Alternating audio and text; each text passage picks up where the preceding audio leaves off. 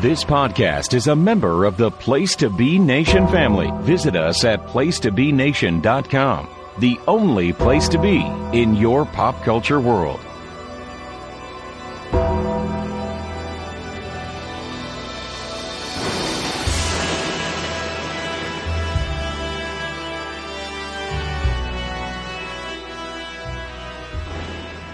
Place to Be Nation, welcome back to another edition of Making Mount Rushmore, the Wrestling Edition.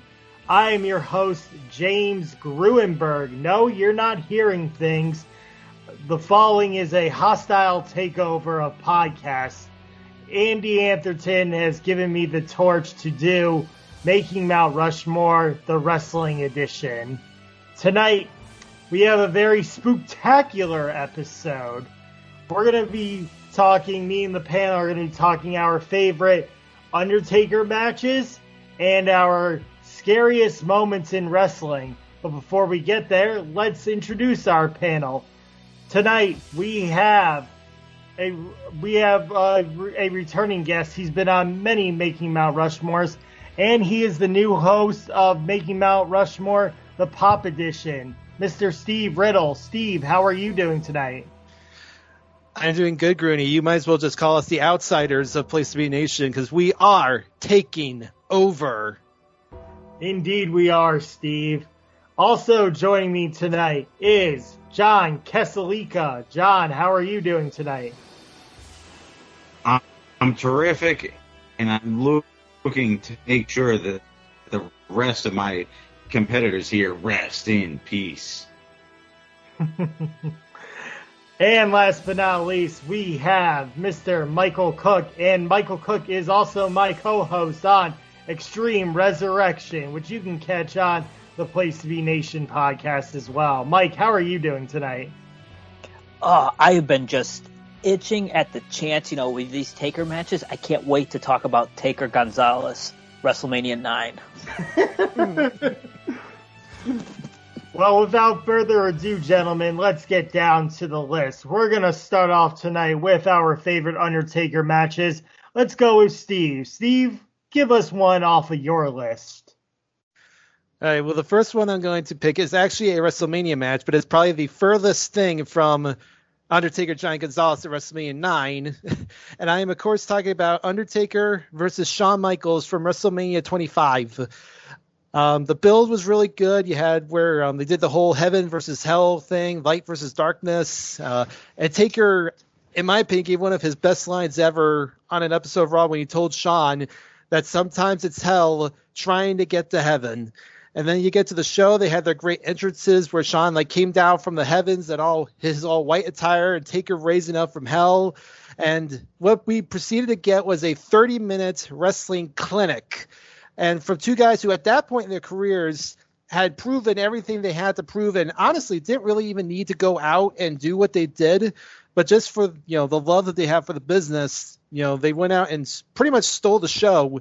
Obviously revisionist history would think that maybe they should have main evented, but, for what it was, for what it ended up being, it was a tremendous match. Probably one of the greatest WrestleMania matches of the last 15 years and definitely arguably, you could say one of Undertaker's greatest matches ever. Yeah, I would say that it was a very great match. And I thought Shawn Michaels was actually going to end the streak there. He was just pin after pin, kick after kick. He was just so close that time. Mike, it made your honorable mentions. Would you like to add to anything that Steve has said? Oh, there's not much to add. I mean, it was one of, greatest matches that you've seen. I mean, it was just in the middle of that streak of Taker finally getting his footing on WrestleMania. Great matches. I mean, as we all know, his first few were left to be desired, and it just started getting better and better. And, coming after 25, you thought that was it. How many near falls people been on, and who knew we were going to go from there? And I'll get to that later. Yes, indeed. John, it did not make your list, but do you have anything that you want to add to the topic of It actually is. Undertaker Yeah, versus so Shawn it is Michaels? one of my. Yeah, I don't think I sent you my honorable mentions, but it is in that, and it is for that exact reason. Like, it's just so much of that. Oh, near fall, like that grueling near fall, like in the face of, I don't know, like, what am I supposed to do? And that's what happens in that match. It's so overwhelming. Great match, yeah, terrific. I would use it all the time. Indeed. John, give us one off of your list now. All right, so when I think about Undertaker matches, I think first off about Bad Blood, and I think about the first Hell in the Cell match. There's nothing much you need to say about this match other than it's just the Undertaker destroying Shawn Michaels for 20 minutes, and it's great. It works out perfectly, like, because nobody wants him to win. Like, everybody wants the Undertaker to get his revenge on Shawn Michaels for what he screwed up at SummerSlam. So he's killing him the whole way around the ring, and then all of a sudden we get that moment at the end, of course, with "That's gotta be Kane. That's gotta be Kane." It's over the top, but it helps Shawn to win, to be the most, like, beat up guy, but still, like, raise his arm in victory. It's a brilliant match. I love it, and I recommend it to friends of mine who don't know wrestling. I'm like, hey, here's a match you should watch, and that's one I always recommend. It is an all-time classic, and it is also a classic for the debut of Kane. And I thought that Undertaker was going to, just straight up have Shawn Michaels rest in peace in that cell. Yeah. Steve, it also made your list. What would you like to add to this match? It's a fantastic match. I mean, the build was great. They had that really fun brawl at Ground Zero that ended in a no contest, and you knew they were going to have one more match. And they decided they didn't want to go the traditional route of a normal steel cage. They wanted to do something different, so they debuted this brand new gimmick. And that first visual you get of the cell surrounding, like, the ring and the ringside area is just so awe-inspiring. And like I said, Taker just goes out and just absolutely annihilates Shawn. I mean, Shawn got a few shots in here and there, but for the most part, Taker absolutely destroys him. No, he kills him for the whole match, right? Like, he really does. Yeah, yeah, Shawn does get some blows in. I think he does hit, like, a stiff pile driver on the steps at one point, but yeah, for the most part, Taker does dominate.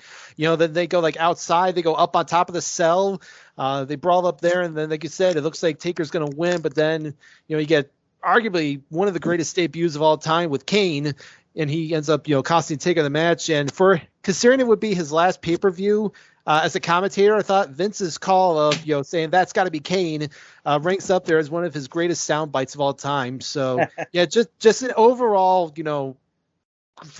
just perfect, about perfect of a debut for a gimmick as you can get.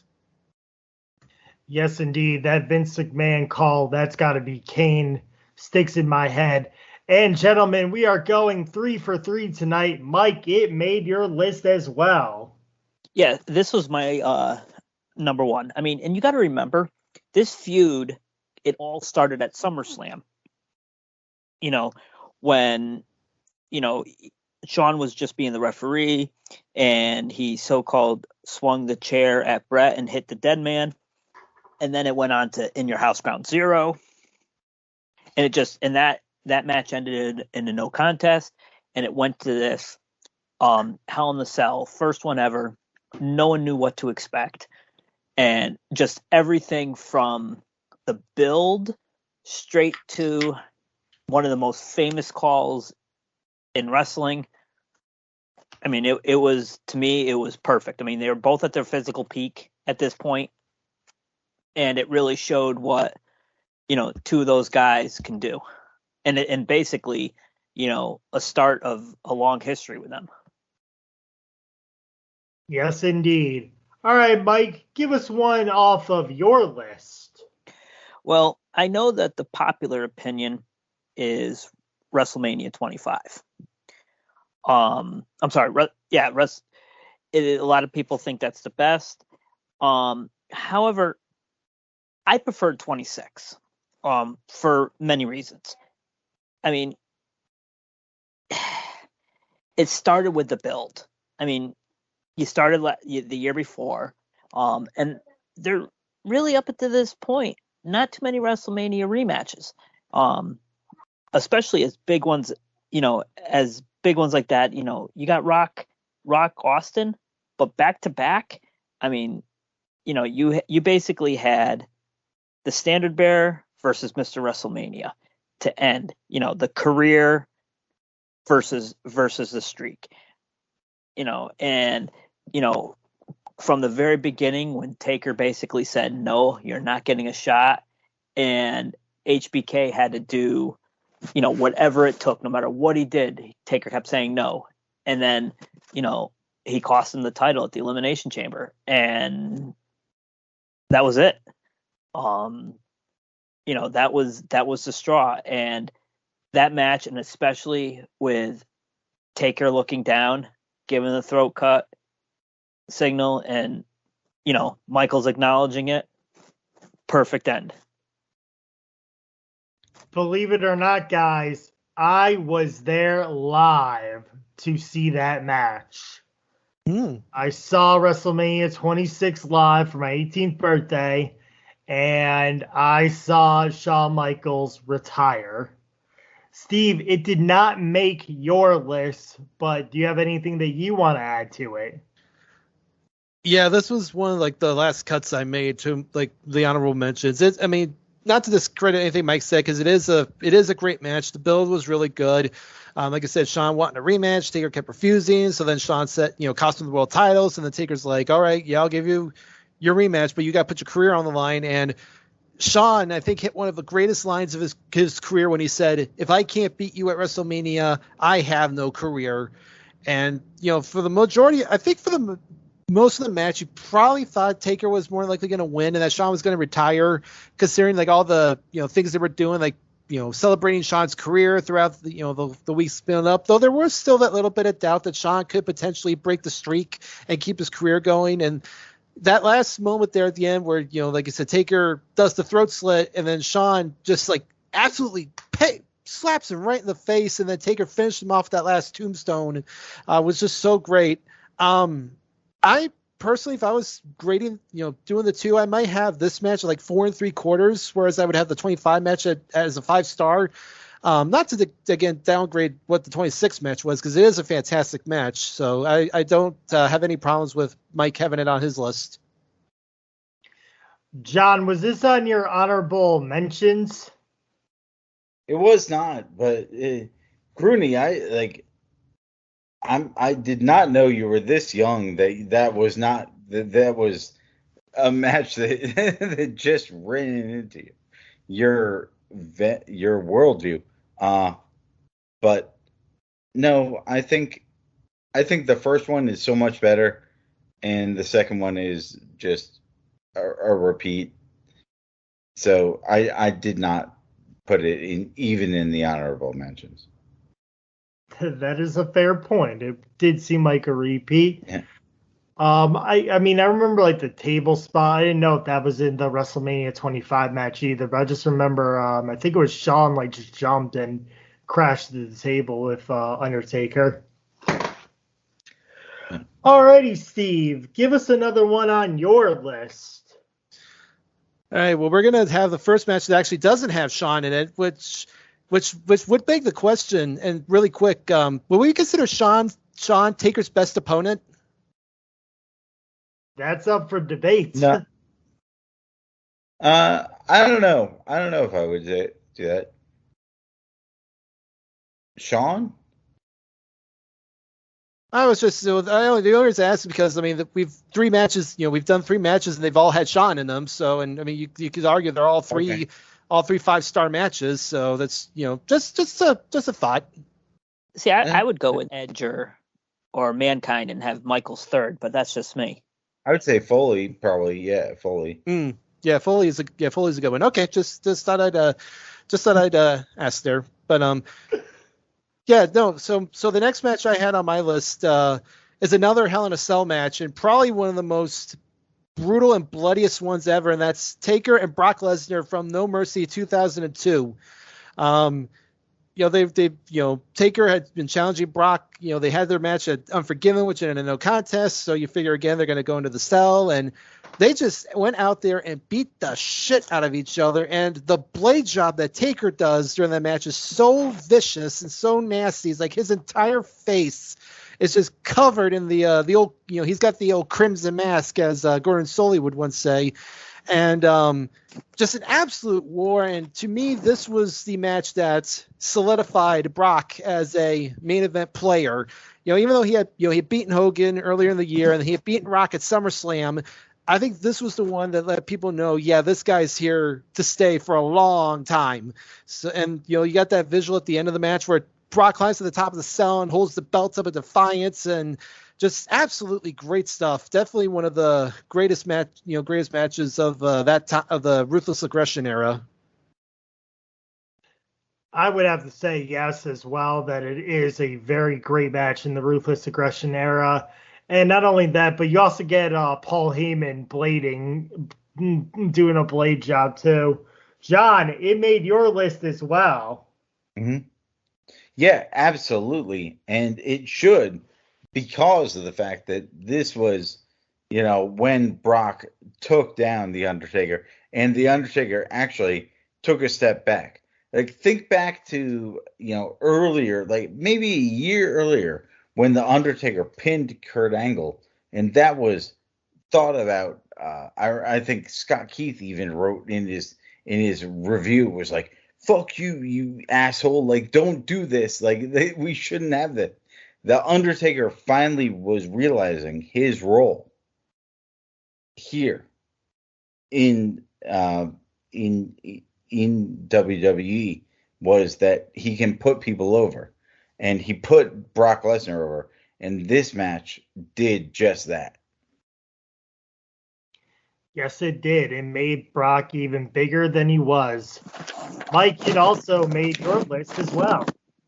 Yeah, I mean, I can just repeat everything that everyone said. The injury was key. The fact that they had the injury, and then he didn't even care about the injury. He just focused on it. Well, he also had a legit broken hand, which is amazing for that. But the one thing that I take away from this match that I just love, I mean, you got all the blood, you got the gore, how hard hitting, how a cage Hell in the Cell match should be. If you want to go old school, but the visual of Taker grabbing Heyman and just ripping him up against the cage, and the looks on Heyman's face. I mean, This is one of the reasons why Paul Heyman can sell a Red Sox fan a Yankee hat. I mean, he is just. I mean, I'm not saying that he made the match, but with him as the spokesperson for Lesnar, even to this day, he just added that extra layer. Right. All right, Mike. Well, this is gonna be your last one. Why don't you close us out with your last pick for making Mount Rushmore Undertaker matches? Well, most people are gonna hate this one, but Scott will love me for this one. I love the Triple H Hell in the Cell Taker match, the end of an era, and I mean, you had it all. You have Shawn Michaels as the guest referee. You have Taker and Triple H. Arguably, and most people will argue, Triple H the ultimate heel at this point, still just off and on. Taker, is this going to be it? When they're saying end of an era, it spells it out, and you're thinking, oh, this is going to be it. And you had all the haters saying, oh, Triple H, booked himself to win, whatever. But just everything. I mean, no one can tell me that after the super kick and the pedigree, every single person in that stadium bought that. All million people watching Mania bought that pin. I mean, that was it. But the look on his face, Triple H, as he backed up, I mean, just made that moment even more. I mean, it was just boom. And I wasn't as excited about the build, but the match itself was just unbelievable. And you got to respect at the end, the three of them walking up. I mean, that's a great picture. Yes, indeed it is. Steve, it made your honorable mention list. Yeah, I think when you talk about the 3 Taker Triple H Mania matches, this is probably the one everyone's going to say they like the most. So I think some people said they do like the 27 match better. I'm kind of in the camp that this is the best of the 3. Yeah, like you said, the build was, interesting. They were doing the whole big, end of an era. It was kind of cool to see Hell in a Cell back at WrestleMania. It had been a while since we'd seen it. And yeah, just the drama that these guys, built up throughout the whole match. And Mike's absolutely right. That moment after Shawn hits the super kick and Triple H hits the pedigree, you're thinking, holy shit, they're actually going to end the streak here. And when Taker kicked out, I think that was when people probably think, okay, Taker's probably going to win. And then he does, and he goes, to 20-0. And like you said, that moment where all 3 of them are on the ramp, kind of looking back out at the crowd, is such a great moment. And it would have been a perfect send-off for all 3 guys. But of course, we know that wouldn't happen. But yeah, just definitely one of the greatest Hell in a Cell match, really good Hell in a Cell match, and definitely one of Taker's best matches at WrestleMania. John, did this make your honorable mention list? Not at all, man. Like this one is just pandering. And that's what the whole match was. It was like, we're hurt. Okay, let's lie around for a long time. And then, oh no, I hit a super kick. And no, he's down. Could that be it? Is the Undertaker done? It was terrible. Like, I don't think this match has any emotional, stake. It tried to, and the people who were involved in it thought that they're like, hey, we're doing this. We're gonna make this most meaningful match. But you know what? It was just a bunch of bullshit. And then finally we got done, and everybody couldn't get home on the train because they took too long in that match. I haven't heard that much negativity since Ben Locke said he hated Jeff Hardy. But no, I mean, like, what the hell? Like, it was masturbatory, that match. All right, Steve, close us out with your list. All right. Well, the last one I have, might be a little bit of a head scratcher to some people, but it's a match that I actually really enjoyed, and that's Undertaker versus Kurt Angle from No Way Out 2006 for the World Heavyweight title. Kind of came out a little bit out of nowhere. Taker made his return at the Royal Rumble and did the whole theatrical thing to kind of let Kurt know he wanted the belt, and then they have the match. And for the most, when the match kind of was starting, it was kind of, going a little slow. But then at one point, Taker went for his leg drop on the apron, and Angle caught it and hooked the ankle lock on. And that was when they hit the next gear. And then from there on, they just had a tremendous match back and forth so many times. And the ending was really good too, where Taker had him in the triangle choke, and then Angle flipped it over to a pin to beat him. And then that little moment at the end there where Taker, hands it the belt but tells him, "I got your number." So, these for two guys that never always have the best chemistry. They had some good matches, had some bad matches. I think for them, that was a really great match. You could probably argue that it was Kurt's really last great match in the WWE. For that year. I mean, again, that's up for debate, but I think it's definitely one of those Taker matches that doesn't get talked about enough for how great it is. Indeed, I thought Taker was going to actually take the title off of Kurt Angle because I thought Kurt was hurt at the time. John, it made your list. Did. Yeah. Terrible match. I don't have much left to say about that. Okay, and Mike, it didn't make your list, but would you like to add anything to it? Not much. I mean, I like the match.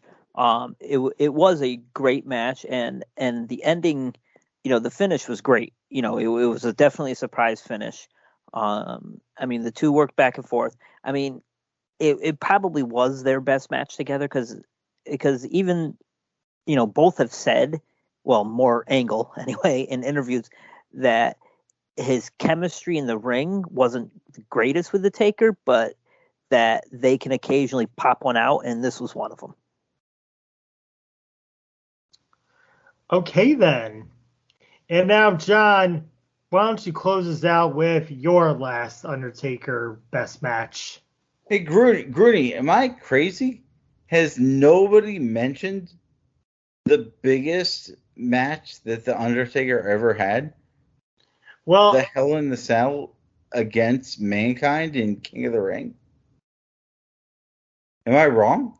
I mean, it is a very great match, John. I think we're going to be surprised to hear people's opinions on that match on our next segment on making Mount Rushmore, though. But give us your thoughts on the match, John. Okay, so when you think about the Undertaker, like this match, the guy had a broken ankle. He could barely move, and he went into this match. I always, like, my friends and I have, a back and forth where we always talk about Terry Funk in his comments to Mick Foley. He goes, "Cactus, why don't you start the match on the top of the cage?" And that's what happened. This match was beyond anything that the WWF had in 1996. This is 1996. So, the last thing they had, the biggest match they had was what, though? The Iron Man match. Nothing beyond that. This was people getting thrown through a cage, or thrown off a cage, thrown through a cage, and thrown onto thumbtacks. My favorite aspect of this was when you watch them walking on top of the cage, and you see the zip ties just snapping. And it's like, there's no way this is going to be safe. They should know that, but they still go through with the move.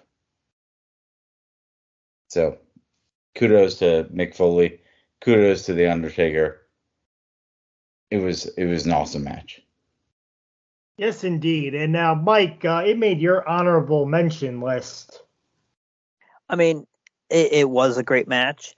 I thought the other ones that I mentioned earlier and some of the other ones were better as an overall match. I mean, the spectacle is one thing, and I'll get into that on our next segment. But one of the coolest things about that match too, besides everything, and again, I like some unintentional funny moments and stuff we'll talk about was not funny, but the one thing that was was when Funk came down and he got chokeslammed literally.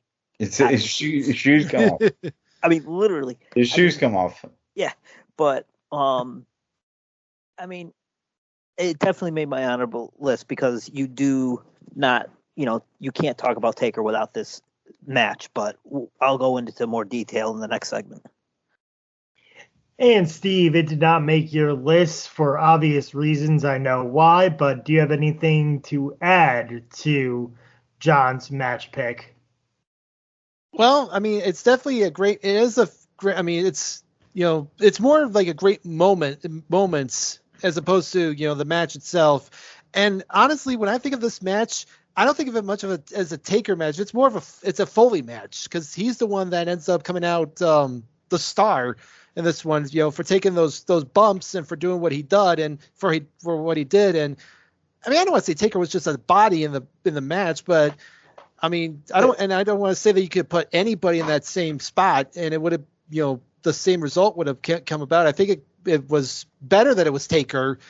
But I think when you talk about this match, you think more about Foley and the performance he gave in the match. So, I mean, again, it's a great match. Yeah, great moments. That's a great point. It is Foley's match, but Taker was the one who delivered it. Oh yeah, and like I said, I don't think it would have worked as well had it not been Taker. But this is that's a match where I just think that's more of a Foley match than a Taker match. But it's still a good pick. I agree with you 100%, Steve. That's probably why it didn't come to mind on mine right away, is because you think, Mick Foley. Well, before we end our Undertaker Mount Rushmore matches, Steve, why don't you give us some of your honorable mentions? Okay, well, I have a couple more Mania matches here that missed the cut for me. The first one is the match he had with CM Punk at WrestleMania 29. Really fun match. That was, Punk was, kind of on a mission to prove that he should have been in the main event that year, and you definitely could see that in the match. And Taker went step for step with them, and it definitely the match that they had that night blew anything they had back in 2009 out of the water, because we all know those matches are kind of spotty at best. But this was definitely a great match for both those guys. Another great Mania match that Taker had was with Batista at WrestleMania 23. For the world title, and kind of the same thing, both guys kind of thought that they got shafted by being in the middle of the show and not the main event. And they went out and just put on a fantastic match, and it was really cool to see Taker be world champion again after so long, and it really helps Batista's star continue to grow as well. And then the other Mania match I had, this is gonna again kind of be kind of weird, but I just really enjoyed what they did with what they had. And I went with the Boneyard match from 36 with AJ Styles.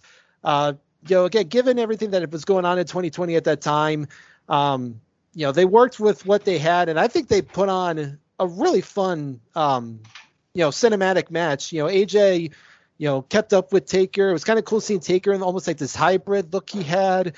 And honestly, I think what they did in that match was better than any regular match they probably would have had it been just a normal WrestleMania match. So I think it was just a case of, making the best out of a really bad situation. Then two other kind of random matches I had. First, the match he had with Bret Hart at the One Night Only pay-per-view in '97. Just a really, really good match, considering that, everyone talks about the main event of that show. These two went out and had a really great match, kind of, building off what they did at SummerSlam and kind of, having what would end up being one of their last matches together here. And then the last one I had was the triple threat here with Rock and Kurt Angle at Vengeance 2002. Just kind of a really forgotten classic triple threat that they had. So those were just some of the matches I had on my honorable mentions. Thank you, Steve. Thank you for your honorable mentions. Mike, do you have any honorable mentions that haven't been called out yet? Yeah.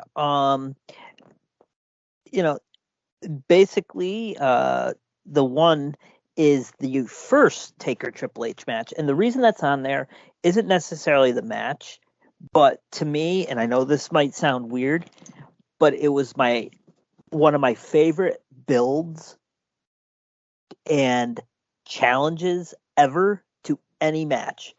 I mean, so do you mean the one at Penn Station?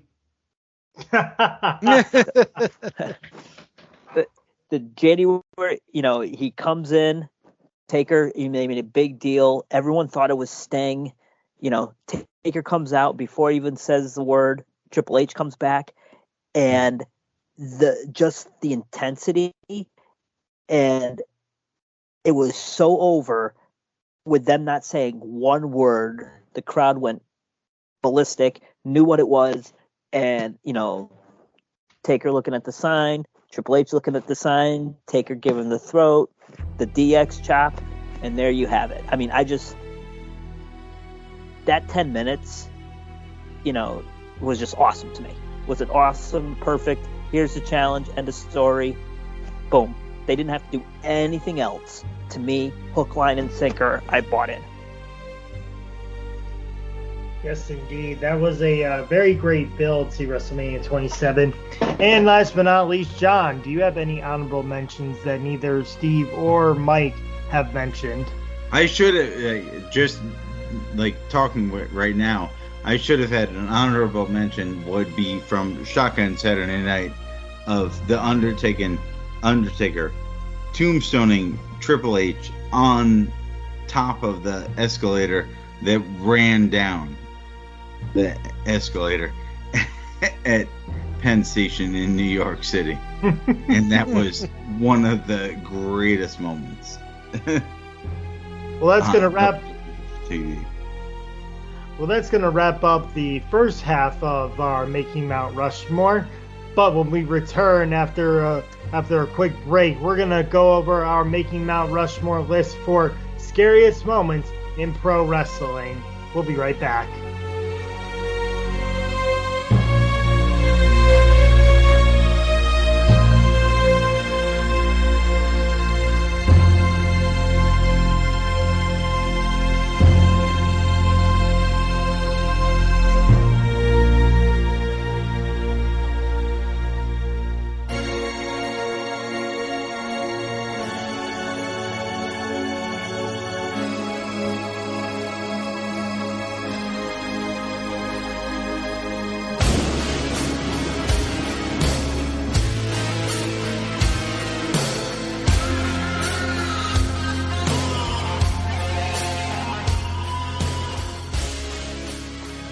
Place to be Nation, welcome back to Making Mount Rushmore.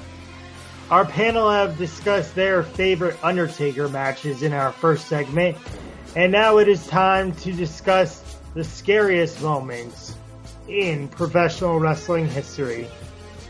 Mike, give us one of your scariest moments off of your list. Well, I'm going to look at this differently than probably my partners here. I'm looking at it as my top four as ones that I was either there live watching or, on TV. Like I'm not going, I mean, I can go with many things, the mass transit incident, anything, basically anything New Jack did. But I'm going to just go ones that I was watching live at the time. And to me, the number one scariest moment was the King heart attack.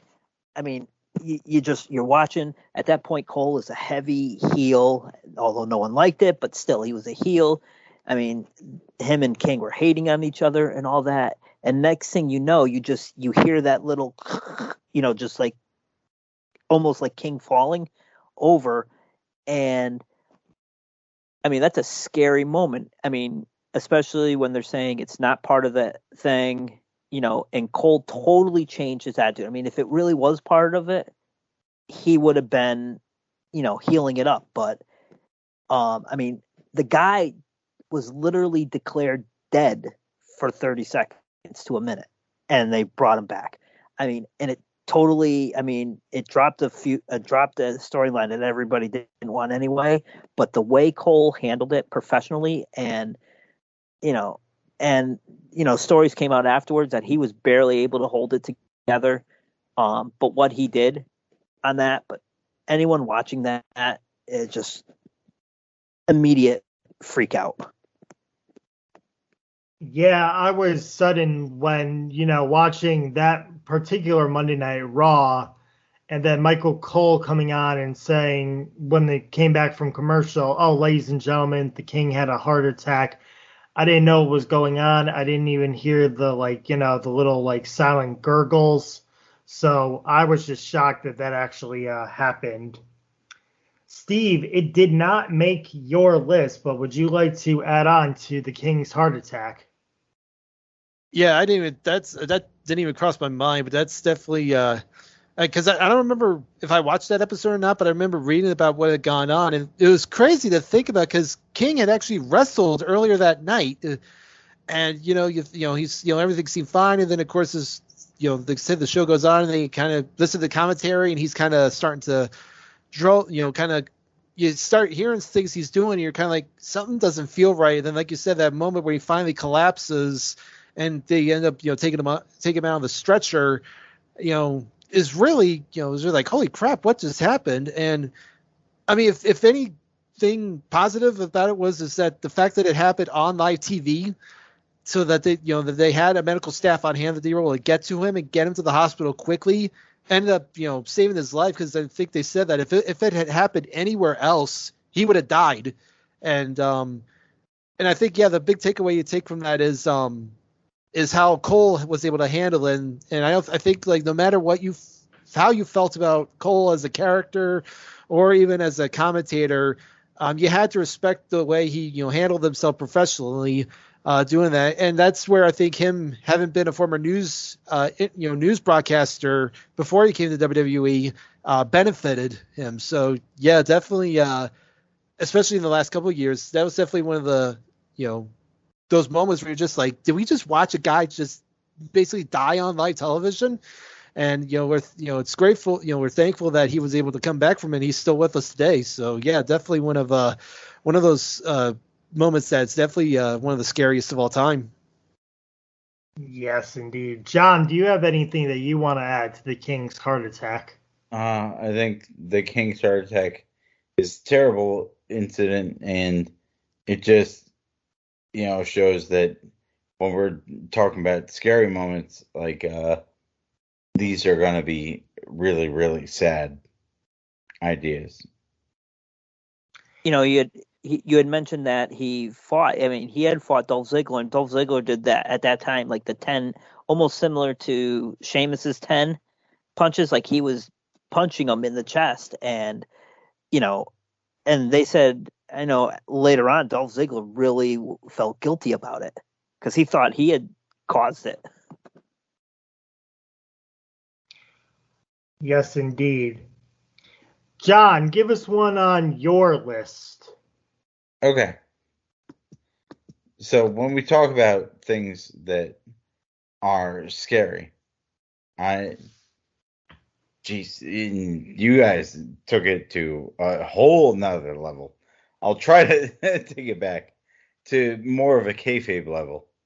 And it was, for me, at 10 years old, when the Warrior got locked in a casket on the Funeral Parlor.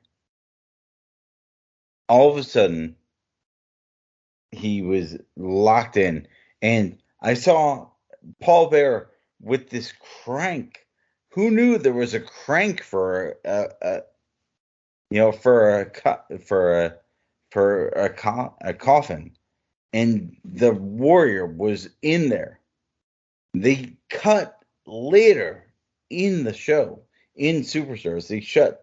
They cut to the show in the emergency room where people were breaking him out of the case. So it was perfect. It was scary. I thought he was my favorite wrestler, and all of a sudden, here he was.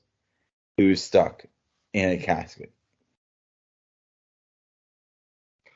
Yes, indeed. That does seem like a very scary moment to be stuck in a casket.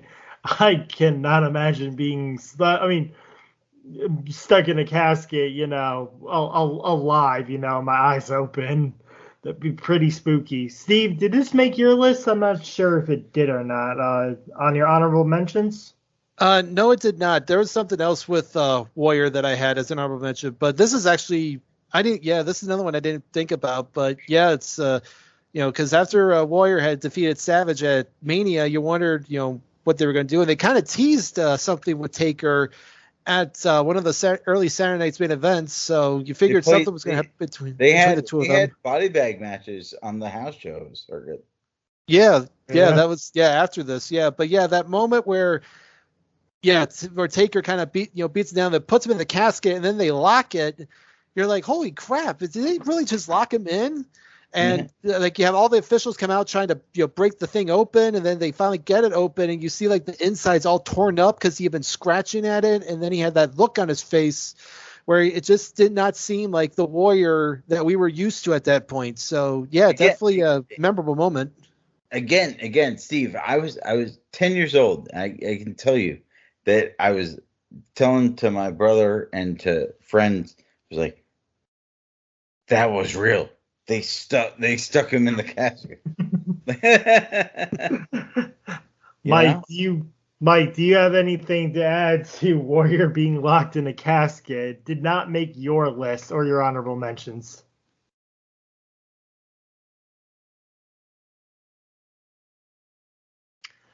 I can see where you're coming from as a 10-year-old kid.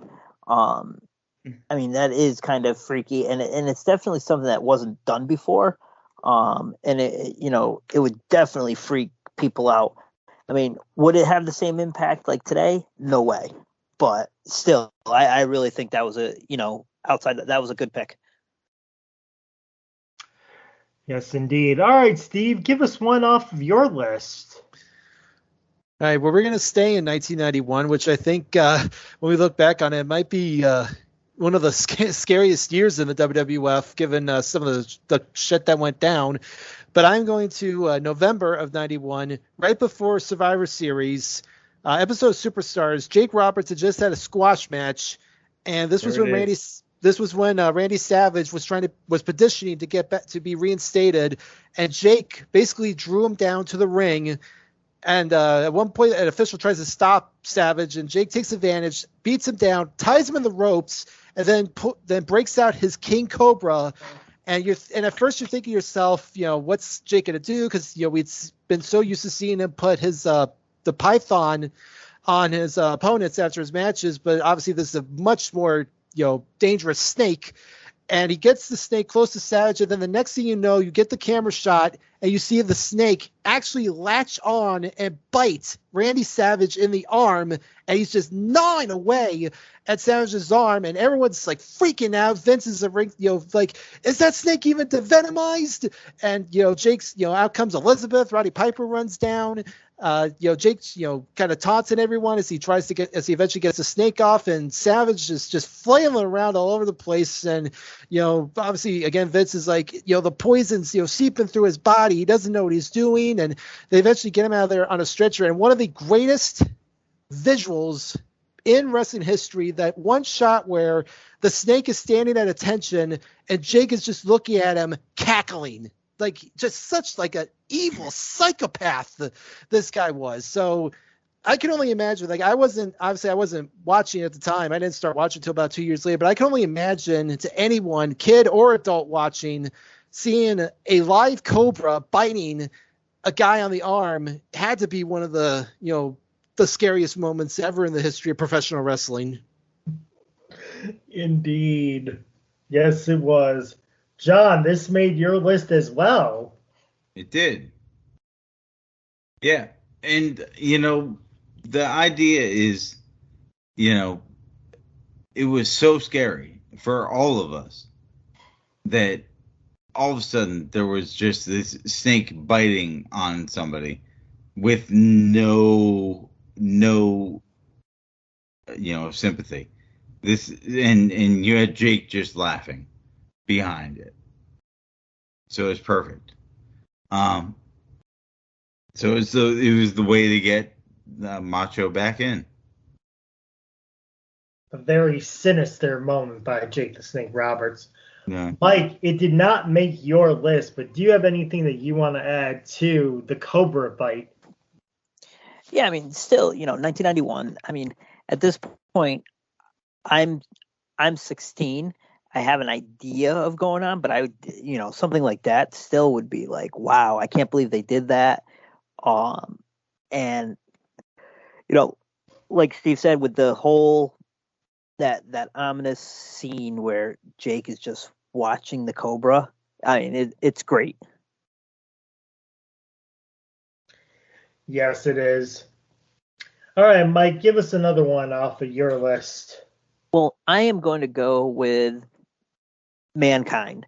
Not the famous bump that everyone shows and him going off the cage. Again, my reasoning is that was planned. That was something that they talked about, that they planned. The one that was the freakiest was going through the cage, because I think the look and the way everyone came running down, you could tell that wasn't planned. Like you just knew him going through that cage. I mean, it knocked out a tooth. It knocked him still. He doesn't remember. Foley always says he doesn't remember a little bit after that.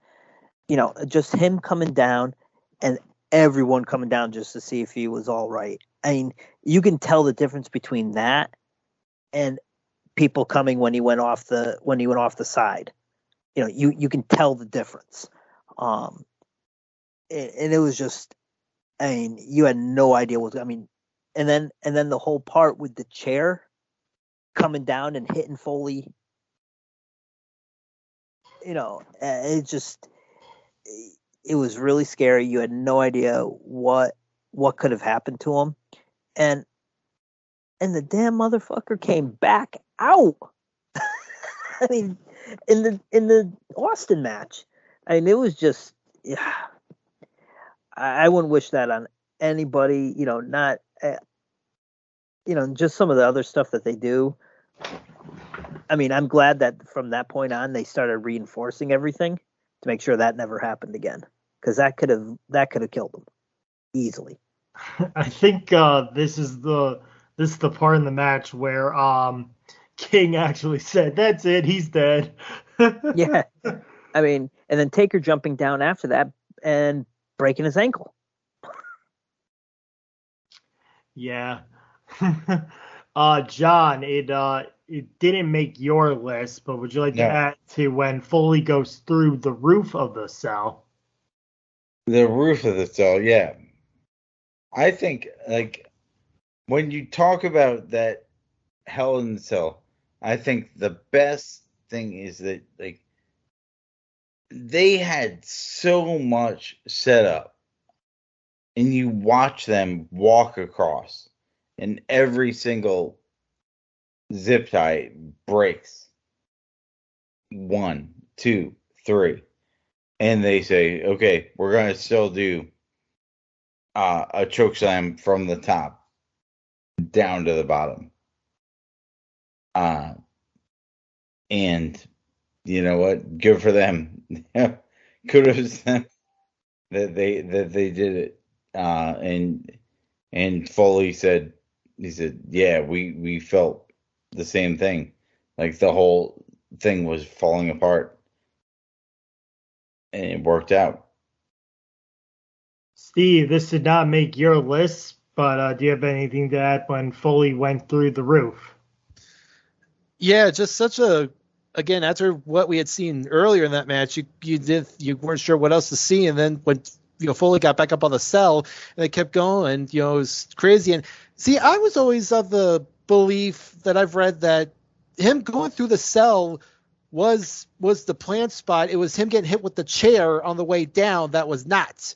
At least that's what I've always thought Foley had said, but because he had I guess he had tried to spin it around with his wife that the chair going through was not planned, so that he didn't get in trouble with her, because he knew that she was not going to be too happy with that. But that was, I mean, again, I could be wrong, but I don't know. But yeah, just him going through the cell, hit the chair, hitting him in the face, and then you got another iconic visual where the camera pans around, you see him in the corner just smiling with the bloody mouth and the tooth in his nose, and that's to me just is what we said earlier in the previous segment about how that match really made Mick Foley the legend that he is today. So yeah.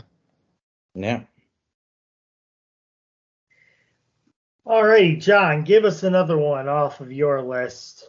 All right, so when I'm talking about things that are scary moments, I can only think about moments that I was there for, and one of them is Austin being dropped on his head by Owen Hart at SummerSlam '97, and nobody knew what was going on at that time. Like, I can say that as a member of the crowd. Like, we did not know what was up. We had Owen just doing his celebration to try to, make up for the time for Austin, who was paralyzed at that time. So that was a scary moment for us. Indeed, it was a career changer for Stone Cold. It would be the career changer throughout his career, and it would cause him. He had a great career, but then I feel like it's a consequence at the same time. Steve, this made your list as well. It did, yeah. I remember I watched the pay-per-view live. It was actually because the day before was my birthday, so this was a birthday gift for me. Hey, happy birthday. Oh, thank you. Well, what's funny is that that weekend I was actually in Jersey, but was unaware that SummerSlam was at East Rutherford. Otherwise, I would have tried to course getting a birthday gift to go to the show in person, but neither here nor there. But yeah, I remember watching that match because I was really getting in on the Austin train at that point.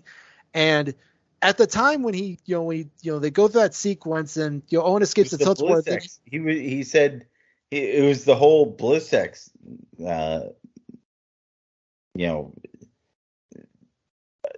deal with the match. Like if Austin lost, he was going to have to kiss him with Bliss X, right? He had to kiss his ass, yeah.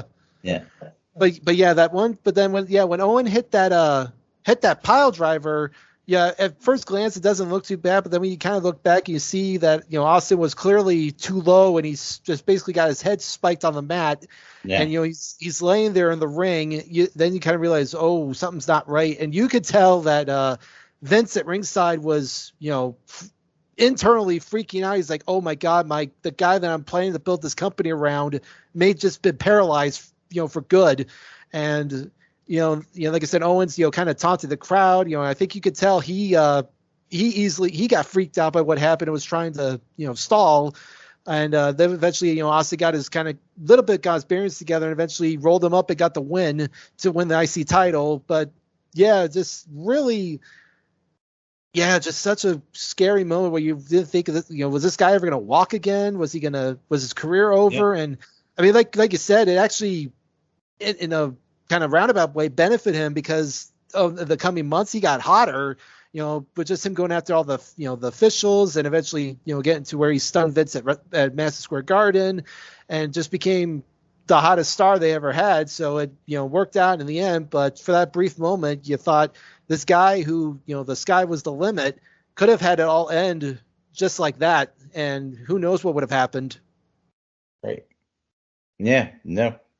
Yeah, Mike, it did not make your list, but do you have anything that you want to add to the Owen Hart pile driver, the Stone Cold?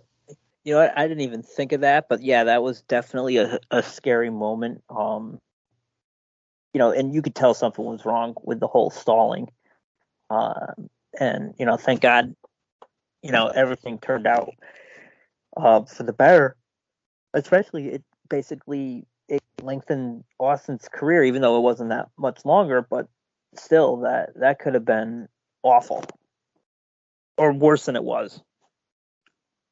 Yeah, it could have been worse, and Austin could have been like Draws, so don't want to wish that on anybody. All right, Steve, give us another one off of your list. All right. Well, obviously, when it comes to scary moments, anytime you see somebody get legitimately injured, it's always a scary moment because you're not sure what's going to happen to them. And I think one of the all-time scariest injuries that ever took place in a wrestling ring was at Sin 2001. It was during the main event. It was Scott Steiner, Jeff Jarrett, Sid Vicious, and I think it was a mystery opponent. I think it ended up being a Road Warrior Animal for the world title. But at one point, Sid goes up to the middle rope and comes off with I can't remember who it was to. It was either Jarrett or Steiner with an axe handle, but he landed very awkwardly. And the next thing you see is his left leg basically turns to jello. I mean, it just completely, bends, sideways, backwards. It's just it was so nasty, and it pretty much, incapacitated him, for the rest of the match, and in essence, kind of ended his career for a brief, for at least that moment in time. And it was so bad to the point that I feel like if you watch, I know it was like on the network, and I think on Peacock now, whenever you watch Sin, anytime that moment comes up, they cut away from it. They don't show it. It's that bad. So yeah, it's just one of the most, gruesome injuries I think anyone has ever suffered in a wrestling ring. Yeah, I think it was actually it was the jump, and then I think actually that's when Road Warrior comes out because they're like, like Sid, we need like time, like send Road Warrior out now so we can cut away from Sid, because we have a problem. John, it did not make your list, but do you have anything that you want to add to Sid breaking his leg at Sin 2001?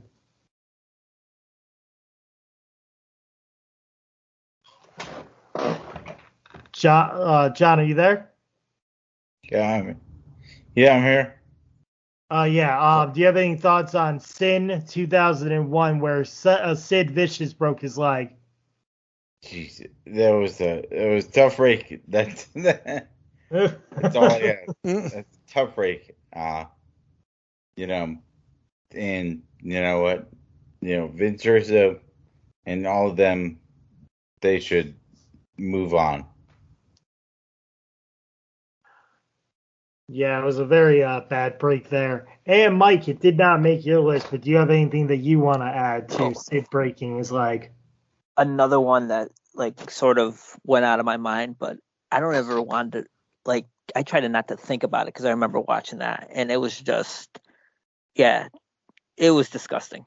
It was disgusting. It was a terrible break. Not much to add to that, but it was just awful to watch. Yeah. Mike, give us another one on your list. I'm gonna go with a tag match on Thunder. It was a tag match. Basically, him, Buff Bagwell, and Scott Norton versus Steiner and Luger, and Bagwell's on the top rope, and Rick attempting his diving bulldog, and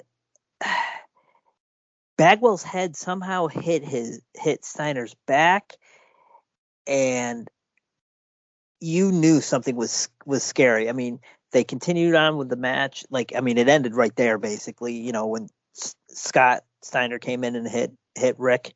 But when they tried to drag Bagwell out, Norton and Vincent there tried to drag him out. He wasn't moving. And just the tone when they came back from commercial and not even showing the ring and just talking, you knew it wasn't an angle, and you had no idea what was going on. Yeah, very scary moment for Buff Bagwell in the ring at Thunder, and I think Rick has apologized from time and time again for doing that move and the outcome. Steve, it did not make your list, but do you have anything you want to add to Buff Bagwell breaking his neck on Thunder? I think I may have watched that show like once or twice, so I don't have a lot of big, memories behind it. But I do remember, again, I'm sure it had to have been a scary moment, because here, Bagwell was really starting to get hot. And, again, it was a situation where you thought the guy could have been paralyzed for the rest of his life. And, he did make a recovery. And the only thing that kind of cheapens it a little bit for me is the way they played it into, the angle where you could have, really made Buff this big, returning baby face, to find, overcoming this injury. And instead they, had him turn back and go back to the NWO. And then they would, I think he would like once or twice kind of make like he had been re-injured only for it to be a ruse. So that kind of, kind of didn't sit well a little bit with me. But yeah, for that, one moment you did kind of feel for Bagwell, especially when he was really starting to get cooking at that point. Yeah, it was a very good. It was very just sad because he was always like it was a hot and cold start. Like you said, Steve. Buff was doing good. He was always teaming with Steiner. He had a prominent role when the NWO did the split where it was Wolfpack and Hollywood, and those two were just good. And then Buff has the neck break. So let's go with all right, Steve, close out with your list, Steve. All right, well, we're gonna go back to the '98 King of the Ring, and we're gonna talk about the beginning of the match between Taker and Mankind in Hell in a Cell, where Mankind comes out and instead of going into the cell like everyone thinks he instead climbs to the top of it, and then Taker ends up coming out and he climbs up as well, and they brawl on the top of the cage. And you're thinking to yourself that we had seen it before the match with Taker and Shawn where they brawled on top of the cell, but eventually they climbed down, and Shawn took the bump off the side through the table.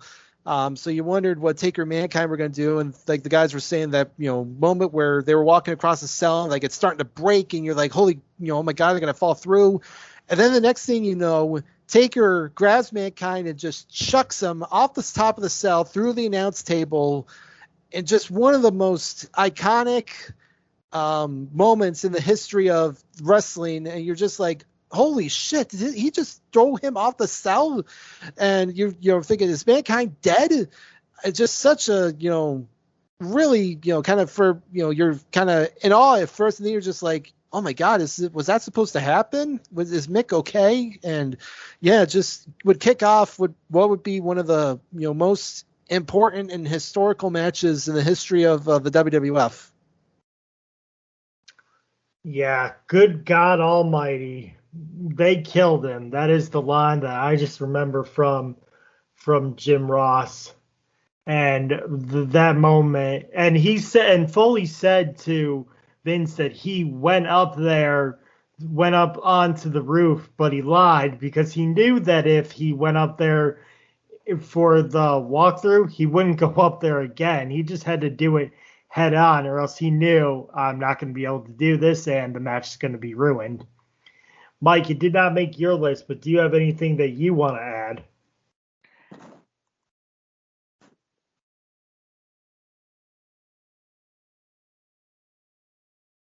Mike, do you want to add anything to when Foley went off the table?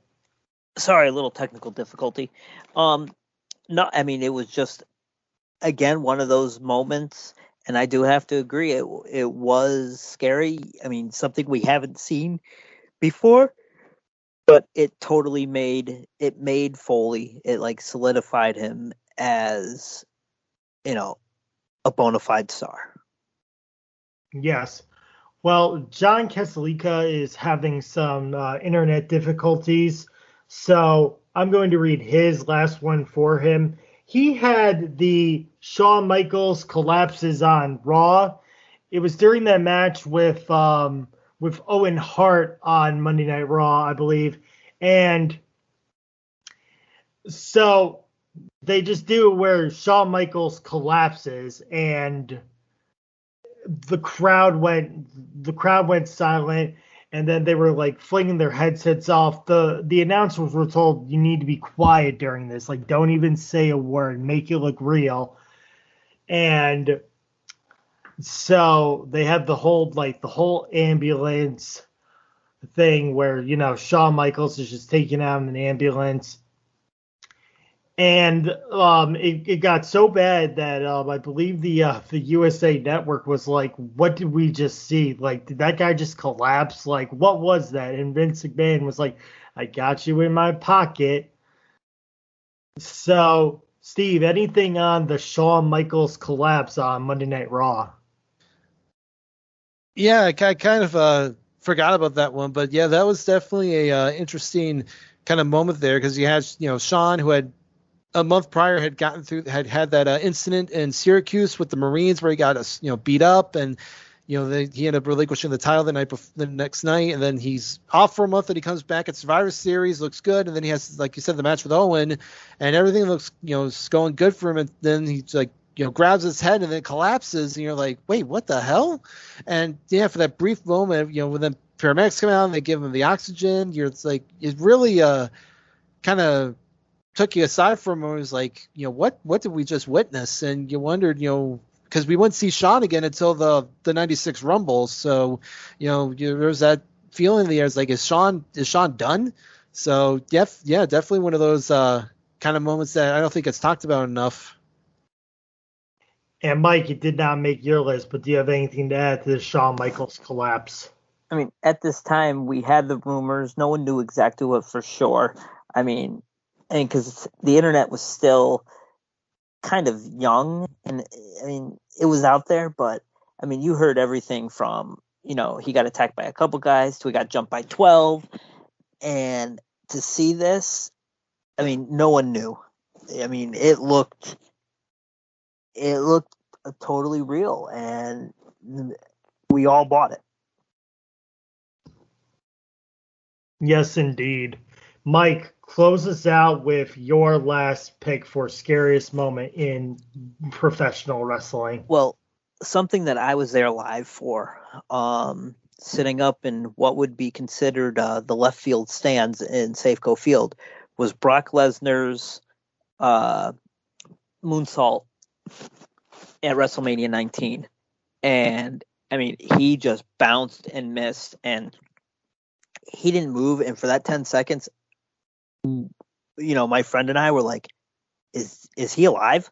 You know, just because and then when you go to watch it in slow mo, which it took me like 10 years before I went and watched that, just because, you know, seeing it live, but you could see his head bounce, and it's just, it freaked you out. I mean, especially for a guy that size doing that move, was unbelievable.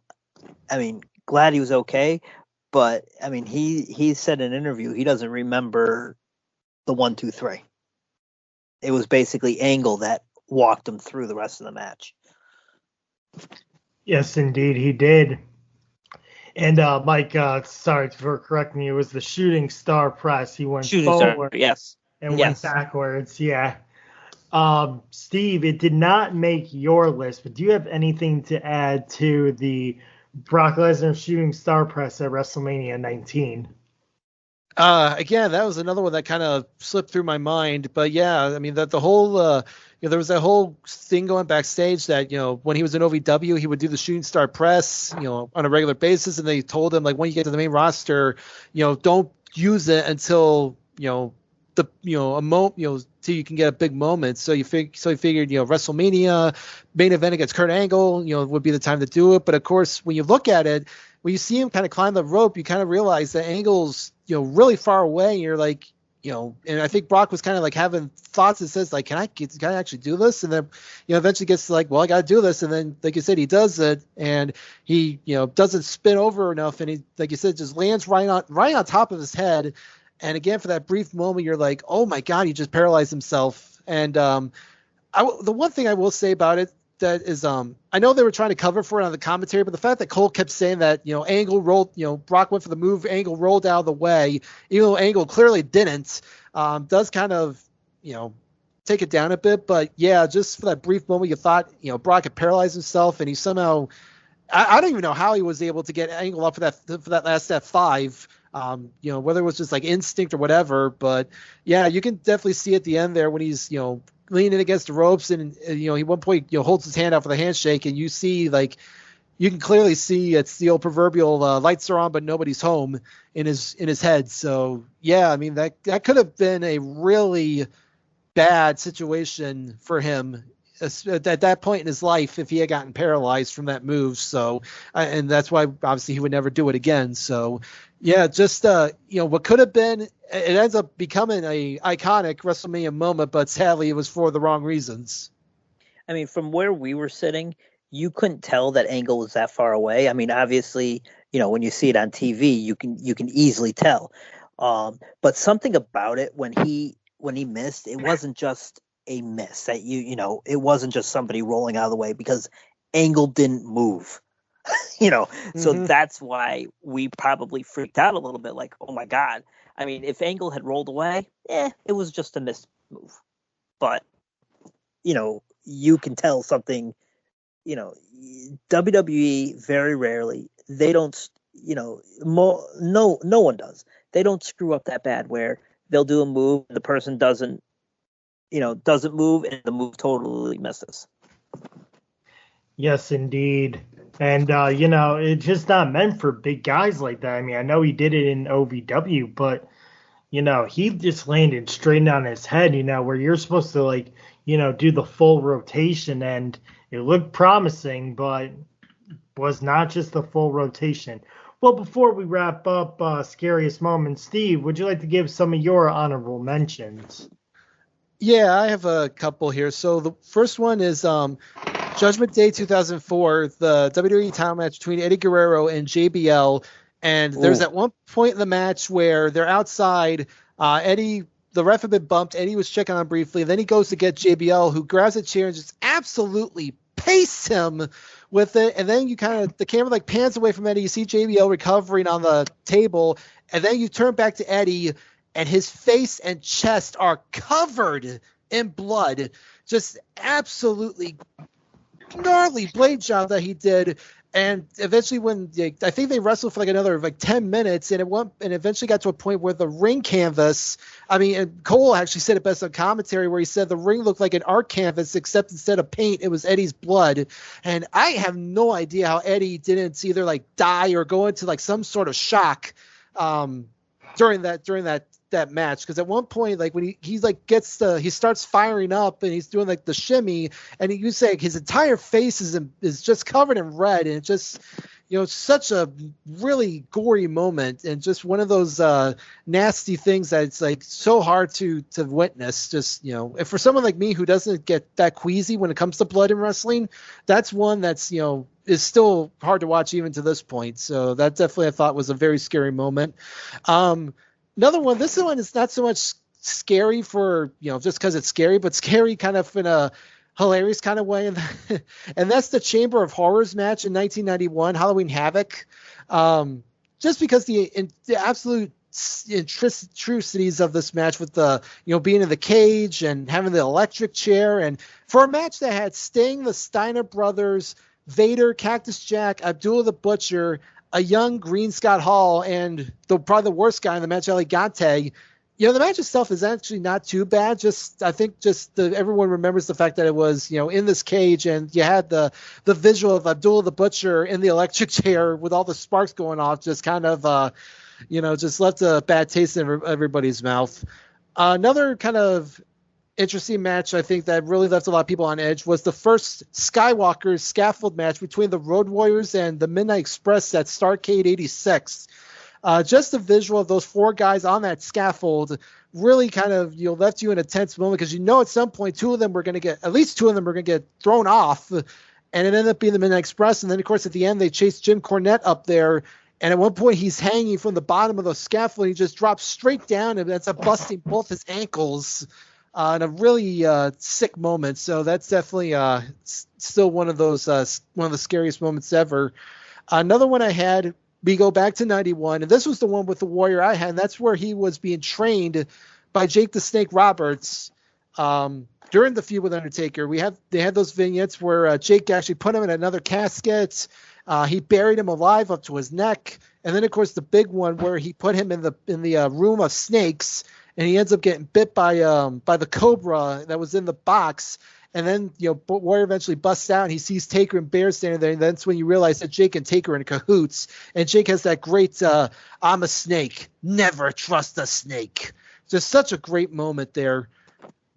And then two more I had quickly, both ECW related. First is the barbed wire match from August 97 between Terry Funk and Sabu for the ECW title. Just again, the visual of the barbed wire surrounding the ring and seeing these two guys just going constantly into this wire just really left you on edge. And then at one point, they get so entangled in the wire that I think they said that at one point part of the wire was like to a point at Funk's throat where if it had cut him open, it would have cut his carotid artery. He could have died from blood loss. So they had to get him freed quickly. So that was really kind of really freaky moment. And then the last one I had was from 2000. It was the New Jack and Vic Grimes where they were on top of that one scaffold and they went off of it. And clearly, I think Jack mentions this in his Dark Side of the Ring, where he said that I guess Grimes got cold feet and Jack was basically like, you're coming with me whether you like it or not. And at one point, and they eventually fall, and you see Grimes land right on top of Jack's head. And I think Jack said he suffered a fractured skull and several other injuries. So that was just really, really scary moment there. So those were some of the ones that I had on my honorable mentions. Yeah, all very good honorable mentions. A lot of scary moments there too. I think the Grimes one, is the one where everyone talks about that. Either that or the Eddie Guerrero, the blade job. Mike, do you have any honorable mentions that you would like to give us? Yeah. Elimination Chamber 2010, Undertaker coming out. He caught on fire. Like he just turned into a fireball with the pyro. I mean, that was just insane. You could see people putting out, and he had burns on his face and arms. But I mean, that was kind of freaky. Also, all of Brawl for All. And these guys, think about it, these guys are not trained boxers. Just Mark Merrow was the only one. And I mean, it ended up ending Steve Williams' career, basically. It just, some of those knockouts were disgusting. And then finally, that no one has talked about, but I'm just going to leave it as is. I did not see it live. It was actually, as sad as it was the first thing that I watched when the network came out was Owen. And I'll just leave it at that. Mm-hmm.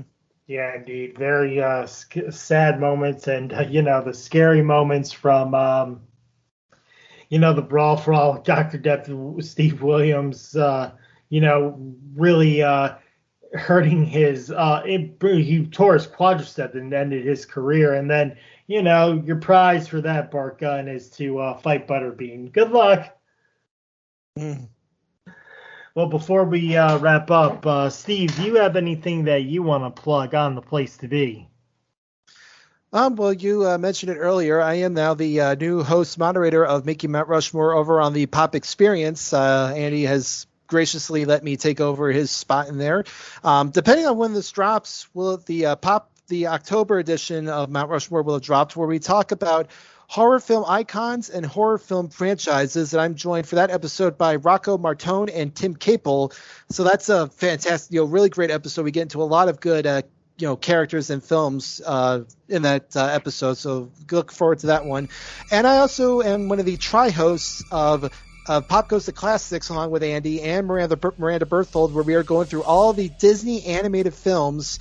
Currently on a little bit of a hiatus. We finished up most recently with The Rescuers back in September, and we hope to be back for November with The Fox and the Hound. So, got a little bit of an interesting stretch here in the early 80s before we get to the Disney Renaissance. So definitely looking forward to talking about those films.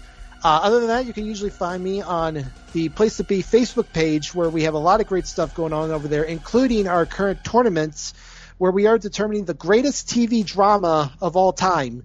So some great shows have already come through, some great ones still to come. So make sure you get in there and vote. Yes, indeed. I'll be voting through and through for a very long time. Beverly Hills 90210. I guarantee there's gonna be a riot if that doesn't win. It's gonna be a great call, but I think I know where my heart stands on a lot of the votes. And Mike, do you have anything that you want to plug before we get out of here? Well, with the exception of Extreme Resurrection, every month on the Place to Be, I'm also joining Jacob Williams on the Ruthless Aggressive podcast. That should be, I'm not sure when that's going to be coming out, but I'm recording with him tomorrow. I'm really looking forward to that. And also, every month we have our pay-per-view pick'ems. Come and join. It's, we did it $10 for the year, and so far everyone's, it gets people more into the pay-per-views, and hopefully next year with the resurgence, not necessarily resurgence, but the surgence of AEW, we could probably add that to the list. And also we have our pay-per-view, or our also NFL pick'em. So if you like to pick the games, come join. You can contact me or JT, and that's about it. Yes, and you can find me on Extreme Resurrection along with Mike. And that's going to do it from us here on Making Mount Rushmore. From Steve Riddle and Michael Cook, I'm James Gruenberg, and we will see you next time. Also, Jon Keselica. Thank you for listening.